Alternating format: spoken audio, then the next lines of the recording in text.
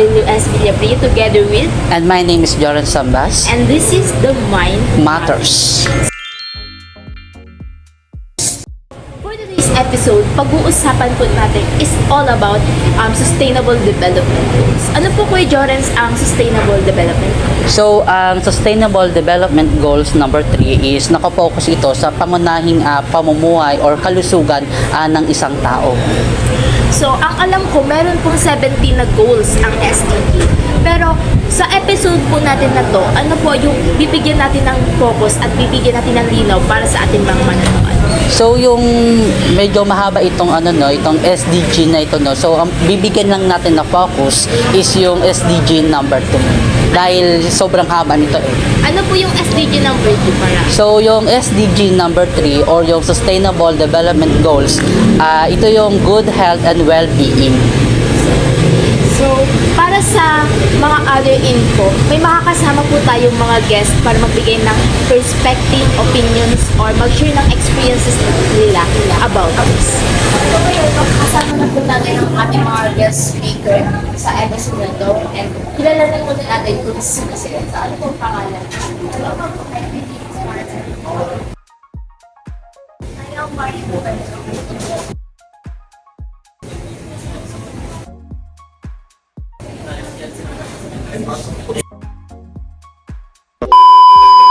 So, ngayon po, ang topic natin is all about sustainable development. Wherein, we focus this podcast sa FTD number 2 is the good and so, bakit kaya mahalaga itong bigyan ng pansin? Kasi sabi daw po sa atin, global equality, nagpo-post na ang Philippines is nasa cycle of happiest economy sa Indonesia based sa data nila in 2021. However, sabi naman ng Philippine World Health Organization, 3.6 million Filipinos that suffer mentally, especially kung example, anxiety. So, ano ba yung thoughts nyo? Bakit importante siyang pag-usapan? Lalo na ngayon. Personally, in my opinion, very similar situation na yung ganito, tumataas yung ratings ng case ng mental health or problem sa Pilipinas. And para sa akin, mas magandang bigyan siya mas magandang prioritize siya mas nakataas para maagahan yung ganito. Tama naman yun kasi parang very alarming na yung problem na to lalo na pag hindi binigyan ng pansin, especially ng government. So, kapag di kasi nabigyan ng pansin ng ating pamahalaan is parang yung isang tao or yung isang nakakaramdam ng ganun sa kanyang mental health is kumbaga wala sa kanyang support system. Nawawala yung support system papunta sa sa government natin. So kailangan talaga na pagtuunan ng pansin patungkol dito sa mental health. Lalong-lalo na yung nasa mga low-lying areas kasi sa mga low-lying areas doon nagmumula yung mga mental health na nangyayari sa loob ng bahay. so at least ma-lessen yung or mababa yung nasa statistic.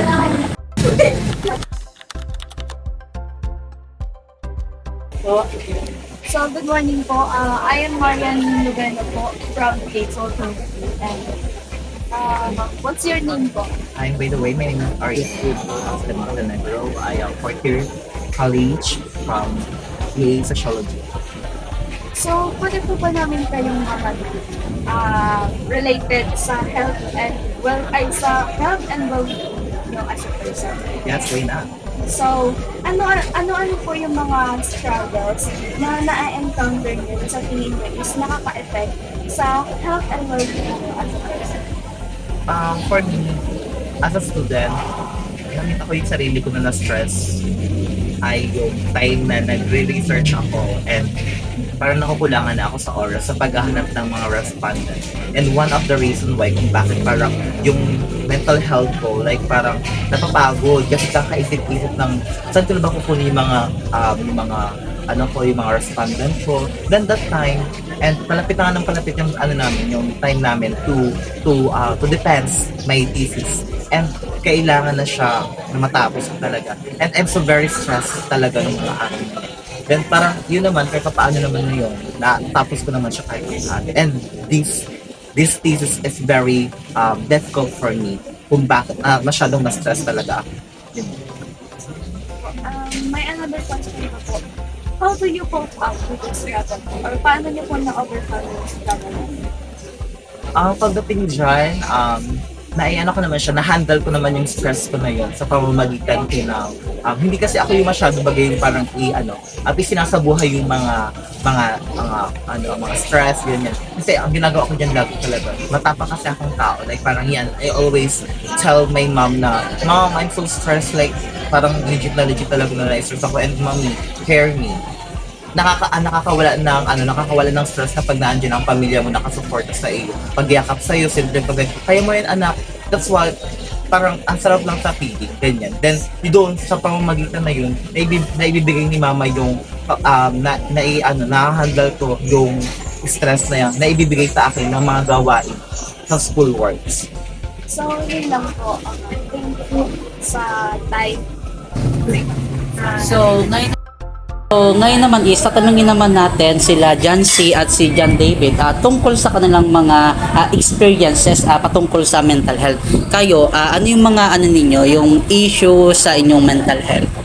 So ako, as a student, so nakakaranas ako ng yung anxiety, kunyari sa sa social anxiety, yung parang yung natakot kang mag-recite kasi parang i-judge ka kahit alam mo naman yung sagot is natatakot ka na magsalita sa harap, sa in front ng mga kaklase mo. So, and next yun is yung general anxiety. Kumbaga yung natatakot ka na kung ano yung kakalabasan ng yung future mo, kung makakapasa ka ba o makakapagtapos ka ng pag-aaral. And also is yung financial din. Kasi as sa akin kung isang magulang ko na lang yung nagpapaaral sa akin, dahil doon nape-pressure din ako sa pag-aaral. So yun narinig natin si John C. kung ano yung mga factors and issues sa kanyang mental health. So ngayon naman John David, ano naman yung mga issue mo din patungkol sa mental health na nararamdaman mo sa araw-araw? Sa akin naman po ay anxiety attack. Pag ako'y nagharap sa classroom, nangyayari pag nag-report, masyado ako attentive at active yung anxiety. The more na nagsasalita ako sa harapan, the more na na-atake ko yung anxiety. Para magamit pa ang anxiety na hindi maganda yung represent ko sa harapan. So maraming salamat sa inyo sa pag-share patungkol sa pag-observe sa inyong community tungkol sa mental health. So talagang dapat na pagtuunan ng pansin ito ng ating government. Yun nga po, dapat pagtuunan ng pansin. Pero sa observation kasi natin parang ng konti yung mga bibigay ng priority about sa so, based sa observation sa community ninyo, ano po kaya yung mga nagiging hadlang para ma-access natin yung good well-being na dapat pag-sabi daw po, always be kind to others kasi wala nang mawawala pa rin sa atin. So kung hindi man nabibigyan ng priority ng government, maaaring tayo as a person, as a community, as a tao, maaaring tayo din maaaring susukting pagbilis natin, makalat tayo para at least malasan yung feelings na nararamdaman. So ayan, nakashare naman na sila ng mga experiences nila at yung mga thoughts nila about this issue. Pero may tanong pa rin ako. Nanonood ba kayo ng balita? May mga napanood ba kayo sa balita ng mga Ganito, about sa mental health sa Pilipinas. Yes, one time, nagsascroll ako sa Facebook, sa social media, and may napanood akong isang case ng ganong issue dito sa Pilipinas na yung isang lalaki, tumalon siya sa LRT, and siguro ang cause din nun is mental health issues, and nung after niyang tumalon, nabanggaan siya ng SUV. And yun, nag-result yun dun sa pagka-end ng life niya. And so yun nga, after nun, siguro nakasuhan din ata yung driver ng SUV. Hindi tayo masyado sa nakasuhan yung lalaki. Pero, parang nabasa ko na rin sa Facebook. And hindi naman natin alam yung full context. Hindi natin alam kung ano talaga yung pinagpaaral ng victim na yun. And hindi natin alam kung ano yung magkano na epekto sa driver. Siyempre, imagine, ikaw yung driver. Nangyari yun. So, hindi natin alam kung ano ang naging epekto yun. Especially, mentally na niya. Alam ko, parang hindi talaga malaki ang impact sa mental health. And yun, parang doon, ano po yung sasabi ko, na-realize mo na maaari makahirap sa tao, bakit important yung SDG? Yung SDG number 3 nito, yung good health and well-being, pinopromote talaga dito yung well-being ng isang tao na which is para makatulong siya sa community. And then, meron naman tayong batas dito, yung Philippine Mental Health, like 11036. Pero although, parang hindi siya masyadong napapansin at hindi siya nagagamit dito sa Pilipinas pagpatungkol sa mental health. Although merong mga programa ang ating gobyerno, pero lang siya, limit lang siya. At hindi siya nararamdaman ng ibang tao. Pero yung mga mayaman, syempre oo, nararamdaman nila yun. Nakakapag-isa sa psychologist, kapag yung mga nasa low-lying and then middle class na, hindi sila nakakapag-consult sa psychologist dahil sa, yun nga, mababa yung sakit nila. At alam ko din is kakaunti daw ang psychologist, di ba? Parang ang 700 ang psychologist dito sa True. Pilipinas. Pero at least, may ginagawa pa rin kilos ang government para hindi hayaan na talagang hindi mabigyan ng pansin ang issue na ito. So, through this, ang SDG may mga steps din na makaka-help sa atin para ma-achieve ang goal ng SDG. And, nag-interview kami ng isang psychologist sa Camarines State College na nagbigay sa atin ng mga tips kung paano makaka-help para ma-cope natin ang stress, anxiety, or other issues sa mental health. So, let's all watch this. Ano pa ba yung mga factors na you can deal with sa tingin niyo? Sa akin po yung emotion ko po. Kaya ko po siyang i-control over time. Yeah, so emotion. Ano pa? Yeah. Same lang din po sa kanya. Emotions din po. Yeah. Ikaw? Ano ba yan? Napasubos na ako kasi yung in-interview. Kala nyo ako lang magde-discuss. Yeah, that's one thing, right? Emotions, even the thoughts and the behaviors. Those are the 3 big factors when it comes to psychology, right?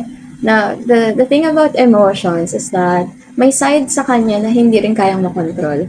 Right? Yung mga instant. Na parang, pag na-rage bait ka, gagalit ka talaga. Diba? It's hard. You can't really suppress it. Kasi when you suppress it, you bottle it up, tapos later on siya lalabas, hindi na pa-process. We don't over control. Okay? Kasi it's not going to be helpful in the long term. But there are some parts then that you can control, like maybe yung behavior specifically, mas kaya natin yung Like, halimbawa, na-rage bait ako, una kong iisipin, parang gusto kong suntukin. Pero, what you can do is, you know what, maybe I'll think about it, I'll step back, and then I won't engage. Kasi pag sinuntok mo yan, later on, lalala, di ba? Na-guidance pa kayo. Right, so that's one way, di ba? You have control over your emotions, your thoughts, and your behaviors. So stop is basically S, meaning stop. T, take a step back. Meaning, nandito tayo, magagalit ako. Instead na mag-engage ako agad, I'll step away from it. O is observe mindfully, like what's going on. Ano yung sinasabi niya, ano kausap ko, ano yung nafe-feel ko within me. Ganun.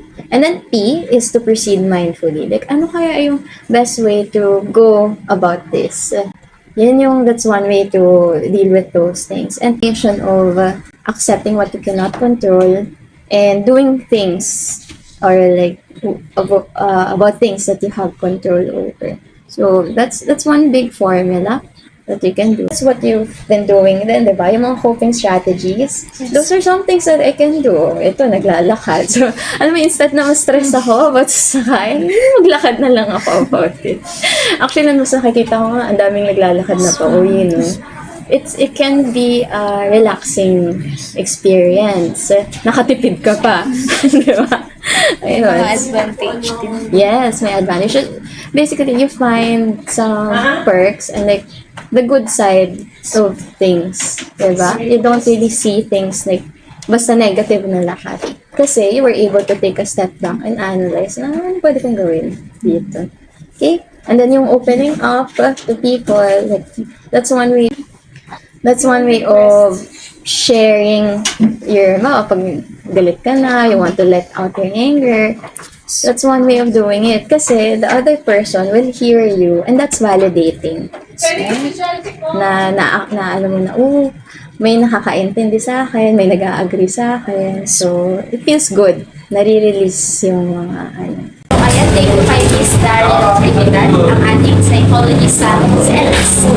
And base dun sa narinig natin sa interview, sa mga napag-usapan natin ngayong episode na to, ano yung share na takeaways, realizations, or mga advice para ma-share sa ating mga makahalap sa kanila? Always lang kayo, always lang happy.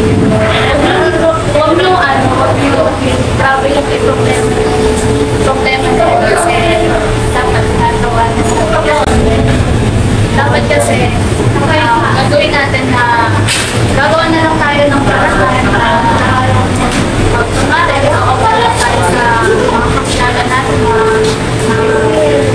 close friends natin para kung paano naman yung nararamdaman natin ay tumaan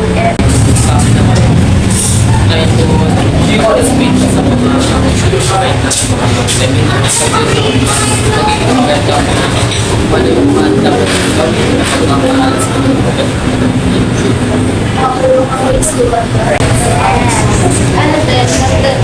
ano lang, pray lang din. Isa din yan sa scripture. Yes, to conclude nitong episode natin. So, sa mga sinabi nila ng mga para paano ma-achieve yung mga bagay-bagay patungkol sa mental health, kailangan natin gawin, maging busy sa ating mga sarili to achieve the well-being of ourselves. Hindi lang sa ating sarili ma-promote yung mental health, is kailangan natin i-share yung goodness para sa iba.